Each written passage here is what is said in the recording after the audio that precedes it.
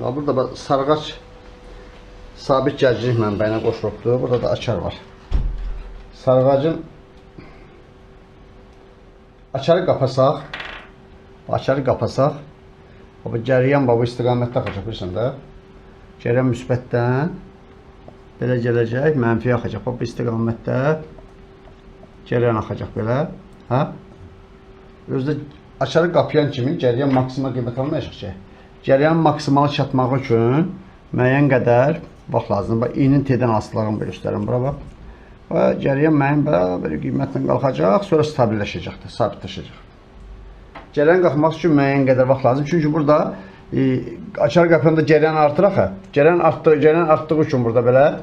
Cəryan artdığı üçün bu inin ətsin olaraq öz-özünün indüksiya cəryanı var. İnin ətsin olaraq öz-özünün indüksiya cəryanı əmələ gəlir.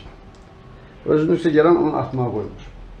Bunun içərisində bir işlik salaq. Məsələn, bunun içərisində mübir olan, maqnit vurduğu mübir olan belə bir dənə işlik salaq.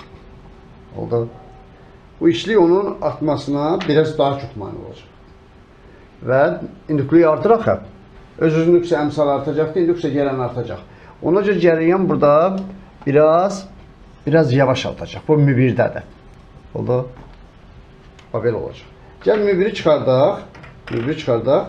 Yerinə nə salaq? Müyü çıxardaq, yerinə maqnit vurduğu müyükü olan başqa bir dənə feramani salaq. Müyükü müyürdən böyük olsun. Onda bu sarğacın indüklüyü artdığı üçün öz indüksiya cəryanı artacaqdır, biraz artacaq, daha çox artacaq. Bu daha yavaş artacaq. Mani olacaq, bu yavaş gedəcək. Bu mülkidədir. Oldu. Özdə burada mülkü mübirdən nədir? Böyükdür. Mülkü mübirdən böyükdür. Bu da işliksiz də. Bu da işliyi nədir? Yox idi. Aydın oldu. Belə olacaq. Nə qədər böyük olsa, cəryan bir o qədər yavaş sürətlə artacaq. Oldu. Ha, bu qədər.